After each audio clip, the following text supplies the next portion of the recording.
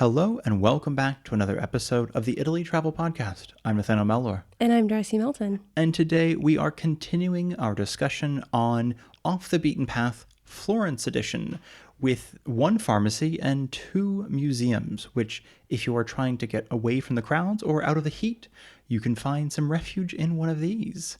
But before we get started, as always, a massive thank you to everyone who has been listening, who has been following, leaving reviews, leaving comments. We deeply appreciate it.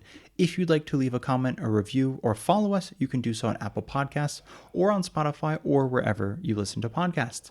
A massive shout out to Amanda and Brian and Ariel and Austin, our Rigatoni tier members on Patreon. If you'd like to check out our Patreon, you can do so in the description, patreon.com/the Italy Travel Podcast, where you can either support us or sign up for our free chat if you have any questions, comments, concerns about an upcoming trip.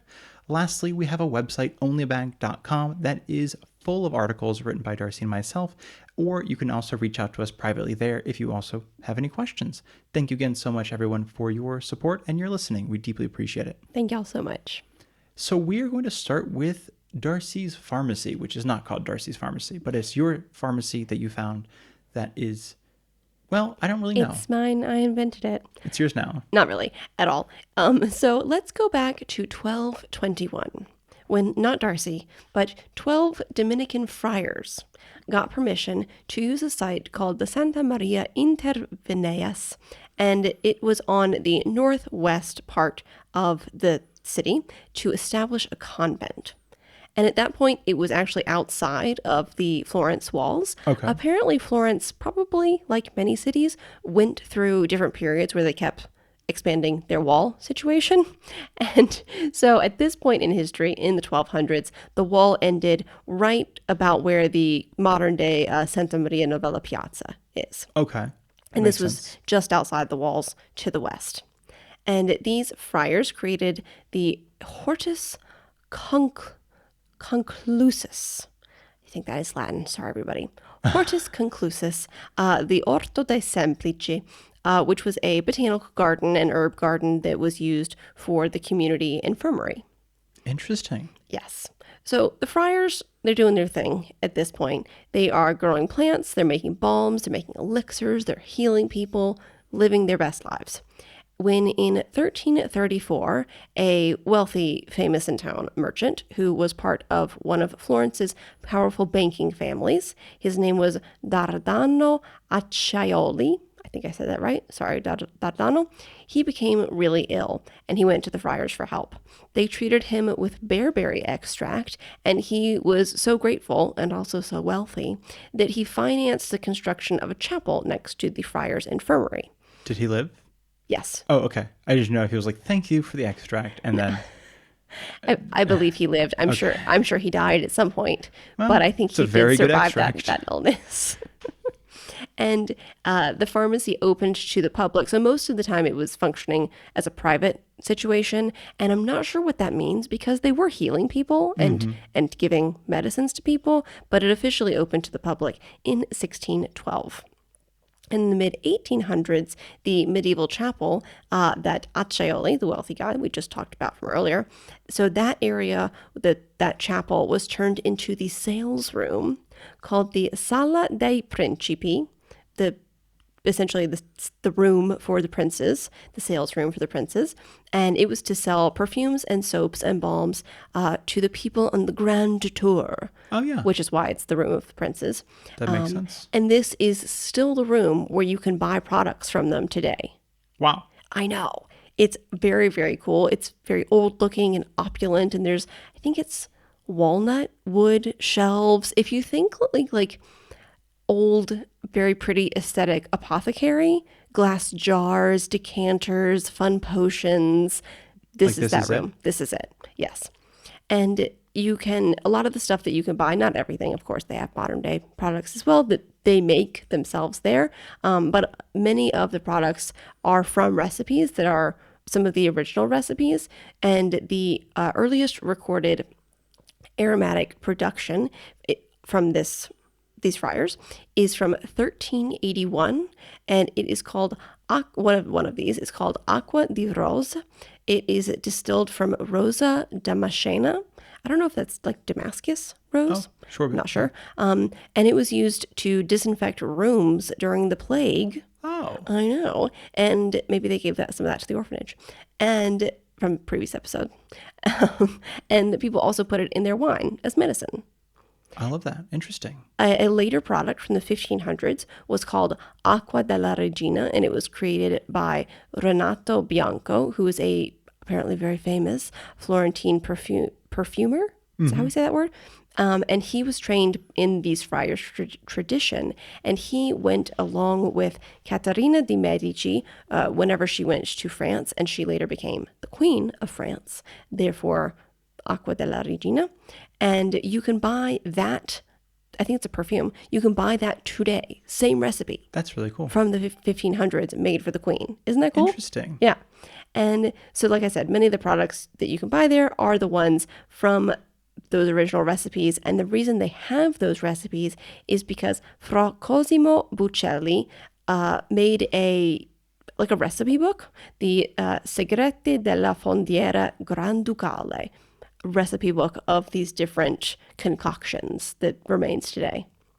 Fascinating. And you can obviously still buy, it sounds like most of them. Yeah, and they're expensive, okay? No, of course. It does seem, I mean, especially their, original products, which are made fresh. They're not like they made them in the 1500s and you can buy those, Those are around like 200, 300 euros a bottle for perfume. Some of you maybe who are very into perfume don't think that's a lot of money. I was going to say, I think like some for perfume is that's quite expensive. Yeah. It's, and if it's like actual genuine perfume and not like the what is the different, there's like the eau de toilette, eau de parfum. Yeah, all those things. So if it's not like the watered down version, that seems actually like a very fair price. Could be. And they do have soaps and other things. I think the least expensive soap that I saw was around 20 euros. So if you want a fancy, token for yourself, you can buy that there. But you can also just go to the apothecary. You can just go in for free and have a little look around. It's open to the public. Yeah, it's a shop, just like any other shop. You can go in, have a look around. But do make sure you go to the right one because they have expanded. There are several different locations now. I love it. And the other locations I think are just all modern shops. So this one that you want to go to is Via della Scala 16, and it is near the Piazza Santa Maria Novella, which is near the train station, but don't be fooled. They have a modern location basically in the train station. That's not the one you want. You want the original one that is Via della Scala 16. That's really cool though. And that is the pharmacy, the oldest pharmacy in Italy. So tying into that, the first thing we're going to talk about, or first thing I'm talking about? Yes. Second thing we're going to talk about is the La Specola, which is not to get you all too excited. If you do speak Italian, Specola does mean observatory. It is not an observatory any longer, so I do apologize.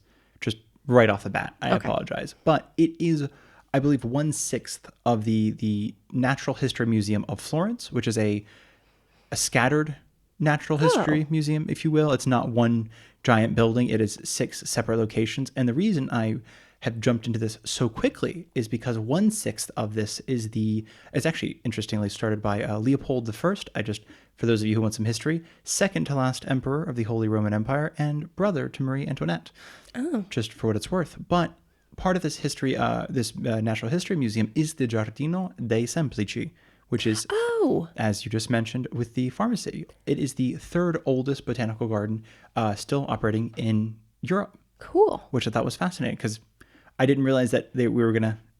Yeah, we don't tell each other about what we're talking about. No. To kind of I had no idea that was going to tie in. That's so cool. Yeah. I learned, and maybe this is something I'll look into it. Maybe it's something for a future episode. Is the Giardini dei Semplici? Is that what it is? Is that it's a style of garden? It's botanical gardens. Yes. And I did not know that.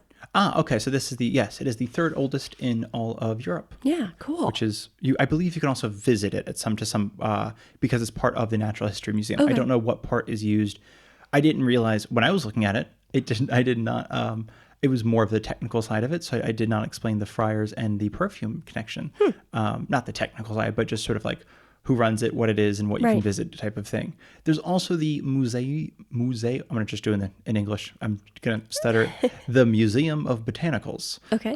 Apparently I decided to use a Southern accent with that for Literally no reason. And this is an herbarium, which just Okay. means it is a museum filled with dried plants. So they have the wet plants, I think is what you call those, the living plants at the botanical garden, and they have the dried plants in the herbarium, which is the Museo di Botanici. Cool. So it's the Museum of Botanicals, if you are looking it up. Please do not trust my Italian accent. I apologize.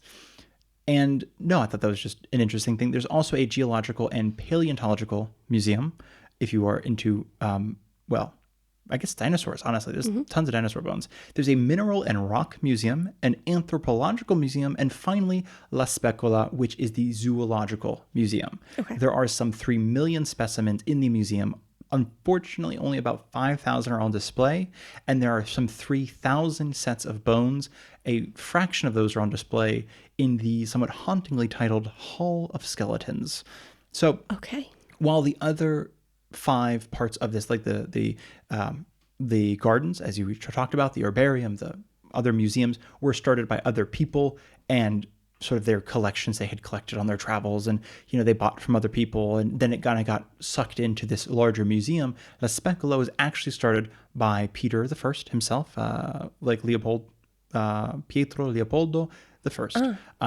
He has like an Italian name, despite the fact it's like the Holy Roman Emperor of Hungary and Bosnia and all sorts of stuff. yeah. He's just got the Italian thing. It's again his sister's French. I don't know who's naming these people, but I call him Peter One, just to Peter One. Peter One.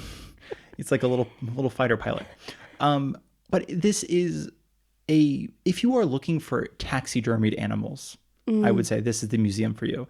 If you're not looking for this is the wrong museum for you. But this is only part of it. This right? is only part of it. Okay. This is the zoological Part of it, yeah. Okay. This is the major part of it, I will Got say. it. Okay. And it is genuinely a kind of an interesting museum. And I say if it's basically a lot of dead things that are suspended. So it's a bit macabre, I think, as well. But if you're not interested in art, because obviously Florence has the Uffizi and all the Accademia and all sorts of the Pitti Palace. But if you're kind of like, I want to see less of that, more like tangible things, because sometimes art can be a little bit, intangible. This is actually kind of a great option. There are everything. There are rooms devoted to sponges and mollusks. There are rooms devoted to butterflies, to worms. There is an entire room called the Sala dei Felini, the cat room. It doesn't have house cats. It has lions and tigers and this and that. It has a nearly complete collection of Italian birds. It does not list which birds they have not collected. Good. I really hope they stopped collecting them at some point. Yep. They have a collection of extinct birds that died out between the 18th and 20th centuries. No surprises on how they might have died out if people are collecting them. They have a room of turtles and crocodiles, including a mummified, not taxidermied, mummified crocodile from ancient Egypt that somebody bought on one of their trips. I honestly don't know, too. It seems like it's been dated since then, not like somebody just got swindled in a market. Okay. But in my head, somebody just got swindled into the market and brought it back and said, this is from ancient Egypt. And then, of course, an entire room for taxidermy fish. I say, of course, but I don't know. I feel like you think of Italy and you're like, yeah, they like fish in Italy, right? So, at least in my head, Darcy's looking at me. Goes to big mouth Billy Bass. Exactly. Who's not a real fish. Well, he was at one point. But it is, so as you mentioned it, you're like, it's not just the dead things. That is true. The other main draw of La Specola is the wax figures. It is, basically it is probably more interesting, if not just as macabre. So I have seen, although I didn't know you were doing this today, I have seen pictures of both of these. I didn't look too much into the taxidermy because the first one I saw was the cats and it made me a little sad and I didn't want to see them. That's fair. I have seen some pictures of a bit of the wax figures. I'm sure you're going to tell me. Might. Are any of these real people or things? Some are. Okay. Oh, none, but no. Okay. No. Okay. And also some yes, but no. Okay. So this actually Leopold the First, Peter I, right? Yeah. Main man Peter. He's coming in His hard name's here. Peter Leopold the First. Yes. Okay. Pietro Leopoldo the First. Uno. Okay. Got it. Uno, I guess, yeah. There's only 2 of them, I guess, because then the Holy Roman Empire fell apart. So Okay. didn't last very long, but he did, He made this. yeah. And it was interesting because the whole wax figure thing was during a time of it being morally ambiguous to cut open cadavers and study the body. Right, And it was a okay. bit of like oh, maybe don't do that, please. Got That's it. disgusting, Yes. and don't do that. So like, what was a medical student to do? Well, Peter the One stepped in. Peter the One. I've added the now. I don't know why. It's just it's out of my control. Brother of Marie Antoinette, lest we forget. He commissioned wax models of humans in various stages of dissection, basically. Okay. So different stages, different parts of the body. But these are, I mean, genuinely like as fairly lifelike for being in this. These are all Right. made in about the late 1700s, give or take. So, well, yeah, so 1790s and into the later half of the 19th century. So like later 1700s to the later 1800s. Of course, not all of them are on display. Only some of them are on display. Some of them are loaned out to other museums, but there are a fair amount on display. And these are not like just wax figures. I mean, they have genuinely like muscle strands visible. The veins are visible. They have the capillaries. So they sort of traced capillaries from the veins using silk threads, so they could see like where things might, like where the blood might flow. Essentially, they were supposed to be stand-ins for medical students, obviously. So I guess For the bodies, for the medical bodies, students. yes. So you could still learn without necessarily having to have a constant fresh supply of fresh cadavers, bodies, yeah. which is apparently a real sticking point. And so when you mention none of it's real cadavers were used, obviously, at the time as a model. Right. So they were basically made into clay models, then plaster models, and then finally wax and dye. They are not like still inside the wax figure, though. Okay. Possibly one of the most famous ones, and it's used on a lot of the advertising, is called Il Spoleto, Spelato, excuse me, Il Spelato, for the American pronunciation for y'all. And it's called the skinned one. And it's a fully skinned body laying in a reclined pose. A wax body. Wax body. But it's to also show, again, what the body looks like without the skin. Yeah, Like where the blood makes vessels sense. and the things like that are resting on the surface. Now, there are a couple interesting things, I think, about this room beyond the obvious. It's a terrifying room filled with wax bodies. Because these were taken from, not taken, like, but gifted by a hospital.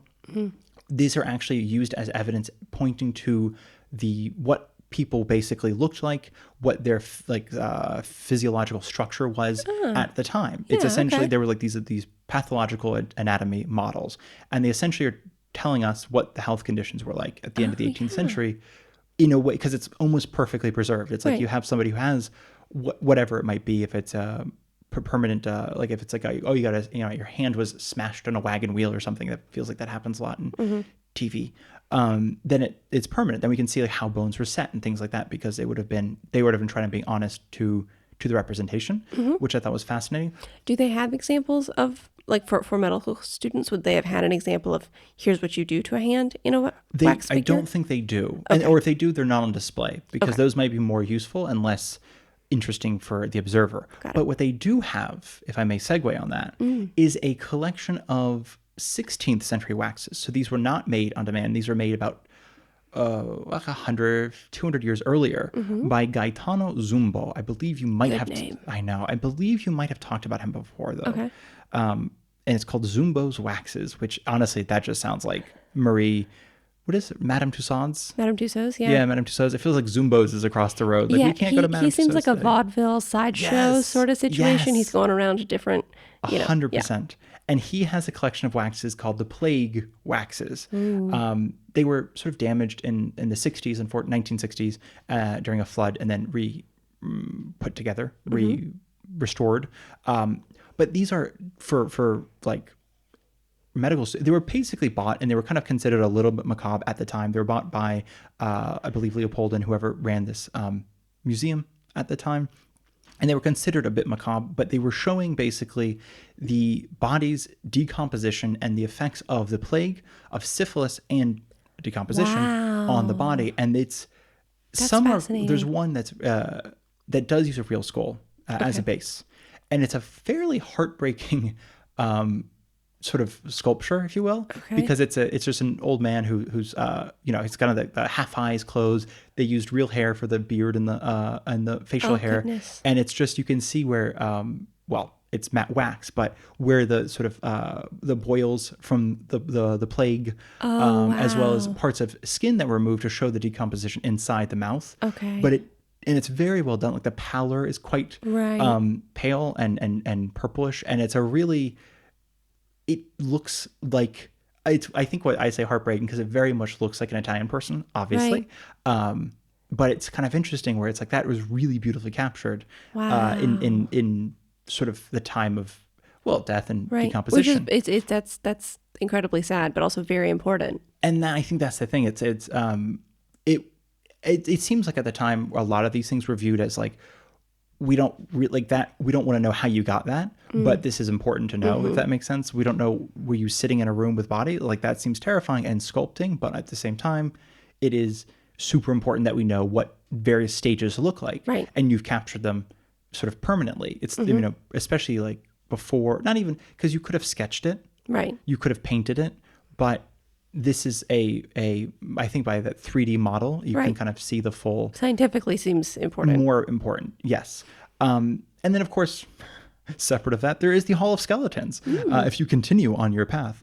And that is what it sounds like, is a hall full of skeletons. And these are real skeletons? Real skeletons. Okay. Basically, elephants, whales. There's, I believe, a sperm whale in there as well, and a humpback whale, part of a sperm whale and a humpback whale, birds, fish, monkeys, tons of monkeys. I don't understand why there are so many monkeys, and 3 human beings, a male skeleton, female skeleton, child skeleton. So I thought that was, I don't know where they are, if they're just sort of scattered about or if they're in a pose. None of them seem very particularly posed. I think there's a giant skeleton in the middle of the room of what looks like an elephant, I think, in the middle of the room. And then, of course, a bunch of other skeletons flanking it. Finally, though, for those of you who were really excited by it being an observatory and then got immediately bummed out when I said it's not an observatory, there is kind of an observatory. It is called the Tower.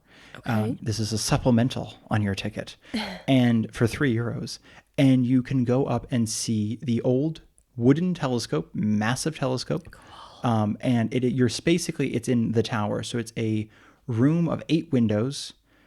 Telescopes pointed out one of them. There are some other wax figures. There's another display of art on the walls, but mostly people go up there because of the view over Florence and the fact there's a giant telescope, and that's just kind of cool. Totally. In terms of going there, it is pretty easy to get to. It is just right down the street. It's on Via Romana, which is just down the street from the Pitti Palace. So if you're like the Pitti Palace and you keep going and whatever, 2 minutes, maybe 1 minute. There is a lift for the museum itself, an elevator for the museum itself, not for the anatomical waxes. They make that very clear on the website. And there is a partial elevator access for the tower.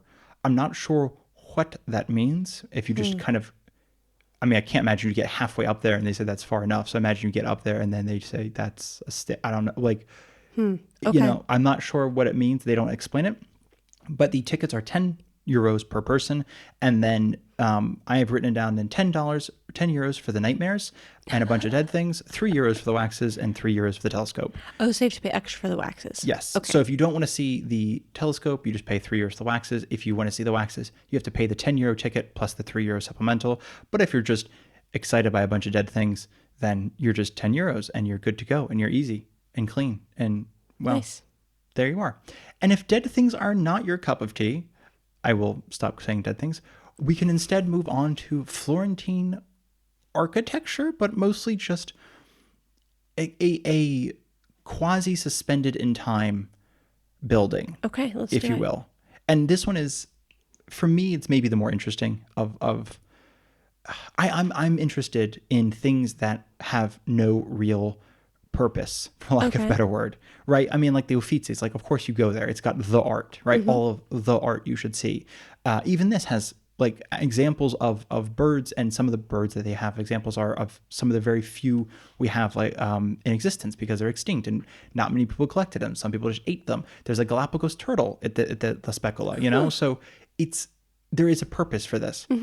I like this next place we're going to talk about is called the Museo di Palazzo Davanzati, or the Museum of the Davanzati Palace. Okay. And I will just use English, y'all. Do not worry. That was it for the Italian. I apologize.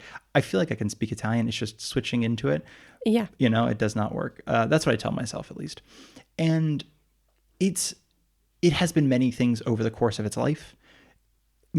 Finally, it's just been a museum, but it's just has things in it that for me are like sort of the amber of time type things, right? Like the things trapped it's in like amber. a time capsule. It's like a sort of time situation. capsule. And not necessarily, it is 14th century. I'll get into that in just a second. But it has things from the last couple hundred years. And it's just kind of an interesting, beautiful place. Again, it is also out of the sun, out of the heat, and it's out of the sort of the main, you're not going to find a bunch of people there. It's people visit, but it is not like if Tip Top is, tourist exactly. If the Uffizi in the Accademia, this is not top 5 at all. So it is kind of a perfectly preserved 14th century building. And when I say perfectly preserved, it has not actually been like perfectly preserved. It had a very low point about 120 years ago. One of the tenants there, who was a journalist, described it as all dark and dirty, half ruined stairs, scratched walls, balconies half walled up, a large courtyard filled with pissing corners and abandoned crates. So that was lovely. That's where it sort of, that was the lowest point in history. And I kind of like that bottom. somebody was just like, you want me to talk about my apartment building? Listen, just let me tell you about it. Because that's what it was. So when it was built in the 14th century, it belonged to a very wealthy Davizi family, who passed it down to the Bartolini family some 150 years later. And about 150 years after that, it was sold in 1578, give or take, to the Davanzati family. Okay. It's not really important. I just wanted to give you all a little bit of the history there. Their family pretty much died out late 1800s, give or take. 1878 is the last heir to that family died out. Nobody else to pass the building to. What are you going to do? Between 1878 and 1908, it just fell to pieces. About 1908 is when this person wrote, it's full of pea corners and empty boxes, right? Okay. Like, which it's funny because I think I see it like modern day where I'm like, yeah, there's a lot of houses that are just like scratched stairs. There's a lot of apartment buildings that are like that. I love that you think that's just apartment buildings today, baby. So I thought that was a beautiful sort of example.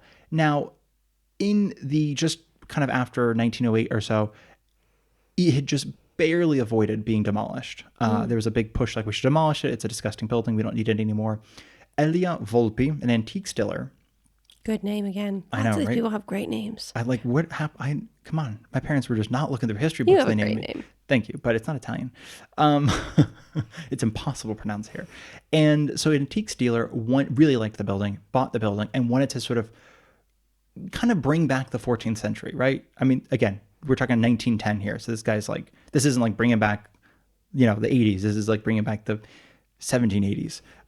So he basically kind of turned this into his staging area, if you will, right? So he created a lot of displays for his own personal artwork. He paid a restorer named Silvio Zanchi to recover and restore and just add to all the ancient wall decorations. If you go today, it's beautifully, painted and just the tops. There's frescoes. There's a whole room called the Parrot Room. We all have one of those, but it's a beautiful room.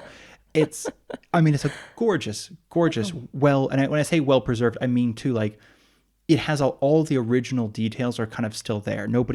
Interesting. It somehow avoided being, kind of just destroyed or robbed blind or whatever. It has the things that made it a 14th century building.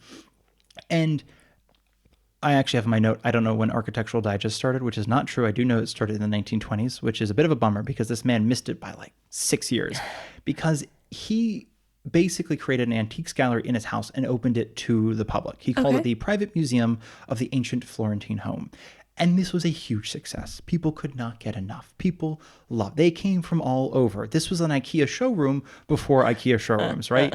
If you've ever been to IKEA, they have those like, here's how you can make your kitchen look. This is what he did. He's like, this is how your house can look. And was he selling the things that were in the home? He was not. He was just saying, this is how it can look. But if you like it, I'm an antique dealer. I can get it for you. And then he had the brilliant idea. I know. So he was an interior designer and antique dealer. This guy had it all. Pretty good business person, it seems. 1916. He goes to New York City, auctions off all of his stuff. Again, 4 years before Architectural Digest. This man just missed it, right? It actually is one of the things that credits the massive neo-Renaissance revival in the United States, which is why like all of a sudden, Wayfair now still sells like a ridiculous little, what is a buffet table, side table thing that no one's going to use because it looks, like gaudy and old. But this is when it was gaudy and new, or old, but in an actual old way. The idea was amazing, honestly. Banger of an idea, as the kids these days say. And so by 1920, I think somebody does. Maybe they did 5 years ago. Kids said that. I don't know. By 1920, the house was, again, completely refilled with furniture, and another sale in 1924. So he had a bunch of these things that he curated. He then went to New York, sold them at the auction. Yes. It was like, hello, I need to start fresh, new project. Pretty much. Honestly, Bought he was a whole like, bunch of new that's stuff. not me anymore. And then he's like, well, I like some of those. So he bought all new stuff, kitted his house out New, once again. meaning antiques, though. Yes, new mini antiques. And then wanted to do the same thing, right? And the Architectural Digest does not appear, by the way, in this story at all. You're just devastated that he was not featured. Yeah, because you know how now they go to like, people's homes and like, what did you do here to make it so beautiful or whatever? Maybe I don't they had know. like a Better Homes and Gardens of the day, and he was featured in That's that. kind of what I'm thinking. Whatever the version of that is, that because I mean, again, people loved it. This is like, people were just like, when we go to Florence to see the art, we should also go to this guy's house. Oh, I absolutely would have. But like, I'm putting it in context for myself. I'm like, that's weird to go like, we're gonna go visit, I don't know, Miami, and also there's a guy named Brent, and we're gonna go to his house because If he did was a good job. advertising that that's what he did, though, I'd be like, hello, yes, I would like to come see your home. That's fair. So in 1920, the house was refurnished. In 1924, he decided to sell it all again. However, this time it was purchased by two antiques dealers who dealt primarily in Egyptian artifacts, who basically purchased all of the furniture, then rented the house from him. And then because he did make a series of not so great financial decisions, they then went from renting the house to purchasing the house outright from him. And then kind of the rest of the history is honestly less interesting than that. I think the Elia Volpe was like the sort of the best part of the Seems eccentric. Yeah, right. Because the rest of it is just like they sold it to these people and these people sold this thing. And I think the state in 1951, the state ended up buying it to preserve it. And now it is considered one of the best preserved representations of 14th century Florentine architecture. So 1300s Florentine architecture, which is about the time where in the episode of Wednesday, you mentioned the oldest Last Supper fresco. So it would have been about the same time that this building was built. Wow, and that's that wild. fresco was painted.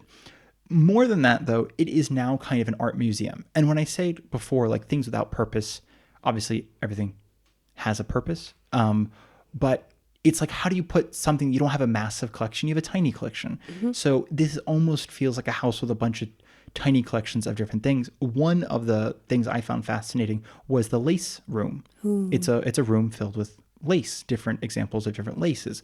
But what I found more interesting was the learners' laces. They have all these examples of People learning how to make lace? and embroidery specifically. Cool.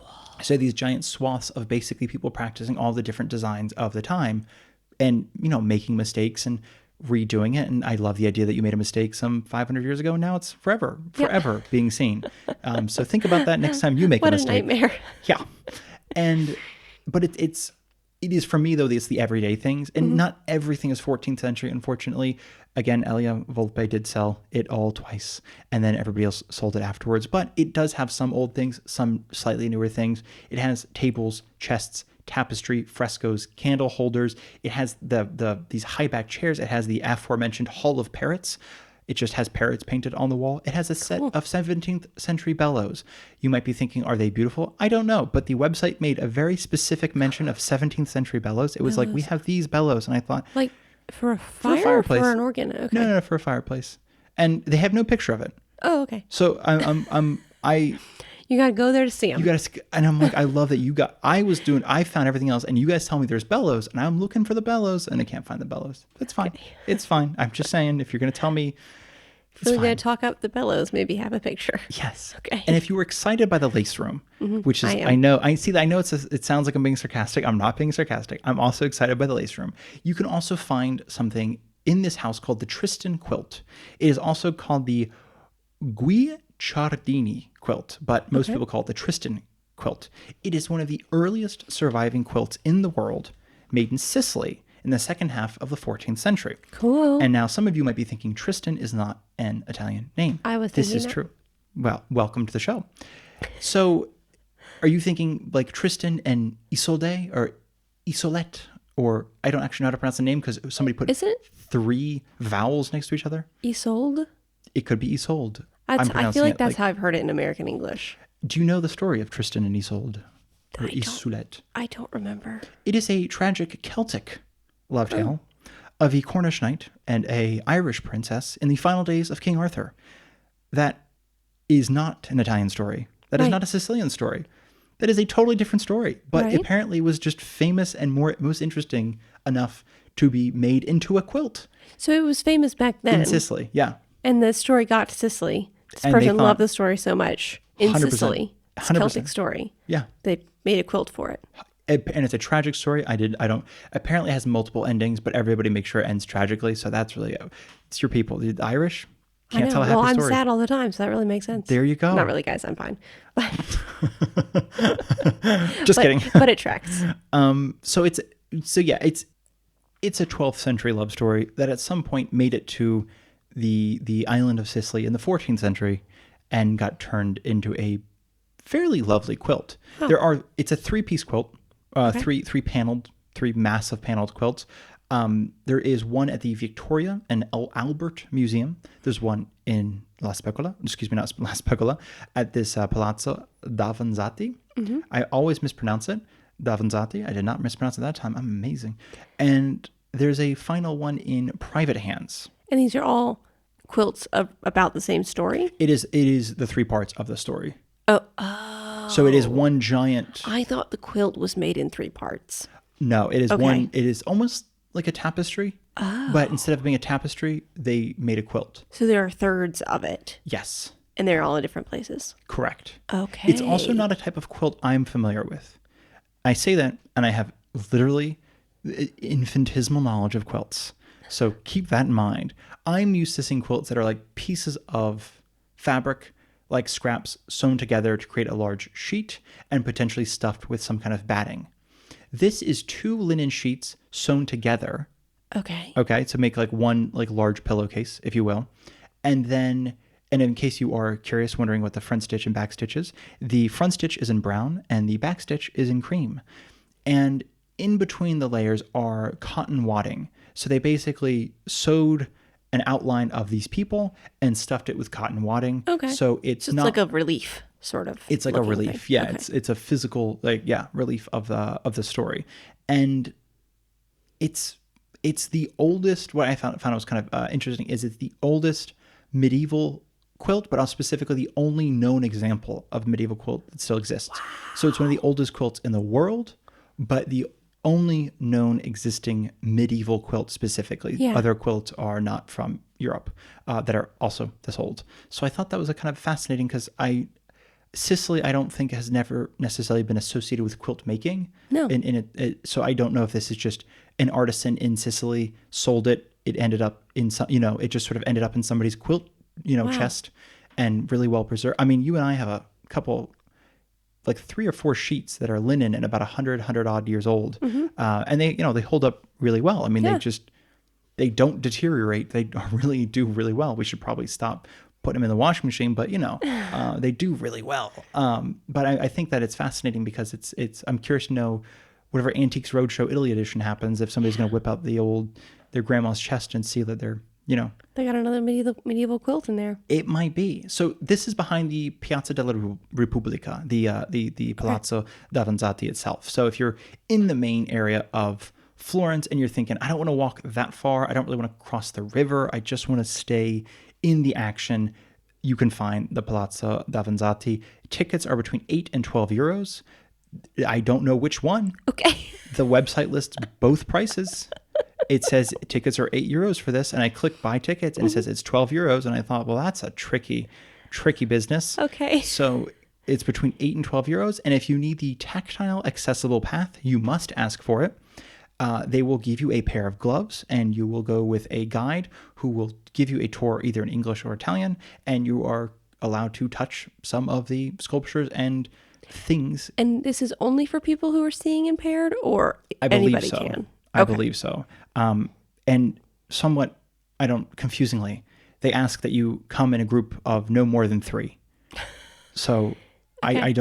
I genuinely don't understand like who wrote that. If you need the tactile path. Yeah, if they're like, if you need the tactile accessible path, we prefer to not like do this one after the other. We prefer to do it in a group, but a group no larger than 3. Okay, that's a lot of It's specifications. a lot of specifications. I would ignore that entirely and just Yeah, go. totally. If you Yes. if you need that and you're multiple people, then just go. It's fine. But I don't believe there is a elevator there, at least not up to any second or third floors. It seems like it's a 14th century building that has not been Retrofitted. exactly. Okay. But it is kind of smack dab in the middle of Florence. And honestly, for me, that would be the place I'd spend time because it's just filled with just interesting things, Yeah, weird seems things. very neat. And things I think me personally, I can contextualize a lot better. I think despite years of taking art history classes, I have so much trouble contextualizing paintings and art and trying to figure out when it was made and who was doing this and why this person and blah blah blah blah. But if you show me a chest or some bellows or silverware, I'm like, oh yeah, no, I use silverware, I know what that's for. So I think in my head it works. It's just it sticks so Yeah. much better, and it's a lot more enjoyable. But What a cool place. yeah, I highly suggest that for anybody looking to specifically to get out of the heat. But honestly, if you're just over art, if you're like, I can't see another painting in my life, there are some art here. Don't worry. There is definitely some art, but it's got a lot more. Again, I think I say tactile and tactile, and I said that I mentioned earlier, not just the accessible path, but just in the sense of like things Yeah. that you can see and like learn about, which Yeah. I find fascinating. Neat. And that has been my off the beaten path. That was for today. great. Thank you. Those were some quirky off the beaten path things we had. Florence is genuinely chock full of them. It is a shame because I think so many people and so many itineraries suggest you only spend a couple days there, and they assume, again, once you see the Uffizi, once you see Accademia, once you see the Dome, you're done. And I think if you are comfortable spending a little bit more time in Florence, there is so much more to see. And again, it's hard because it's the same thing as the Louvre in Paris, for example. Like once you see the Louvre, once you see the Musée d'Orsay, it's like, okay, I'm done. You're still in Paris, right? You're still fundamentally in the art capital of France and arguably one of the major art capitals of the world. There is more to see. And I think so much of it gets forgotten or pushed aside, or there's a big importance on seeing certain pieces. And again, for Florence, it'd be like David, right? I saw David. I'm done now. And it's fine. It's David. It's not like there are other Davids that are kind of also pretty interesting in my opinion. It's not blow me away. It's like, it's cool. But then there's other stuff, even in the Accademia, that is to me just as exciting as David. Or other like, I mean, the quilt to me is somehow more interesting because it's just the story of how a story had to travel from one island in the north to another island way in the south to be made into a quilt. Like who sold it, who bought it, who ended up preserving it on accident, I imagine, rather than it being like maybe displayed on a wall, but it didn't burn. It never got covered in soot and smoke. So it had to travel all this way to be the only representation. And it's something that I think so many people in history would have thrown away. Right. I mean, how often do you throw away old bed sheets because you're like, well, it's got, it's stained or ripped or has holes or this or that, or they're worn out. So it's something that, of course, you maybe don't throw away art, maybe repaint over it or you steal it because that's what people tend to do. But, I am always so much more fascinated by the things that are often overlooked. But then after 600 or 700 years, you think, we don't have any of these things anymore. And it's because we've just spent 600 or 700 years overlooking it. And it's really cool that at the Palazzo Davanzati that there are so many just things there that you just maybe have overlooked. Yeah. Just like a lace learner's mistake some couple hundred years ago. Ooh, The Lace Learner's Mistake sounds like a good book. Doesn't it? That sounds great. Okay. I think people might think it's like a Handmaiden's Tale sort of adjacent book, though. Not that it's anything related, but it kind of sounds like it could be. I could see that. I was thinking some sort of back in time murder mystery. Ooh. That's almost always what I think of, though. Yeah, all your books are murder mysteries. Yeah. So this has been Murder Mysteries with Darcy Melton and Nathaniel Mellor. And it's been our privilege to, not talk about murders necessarily, but... Yeah. But certainly some dead bodies. That's the one. And thank you all so much for listening.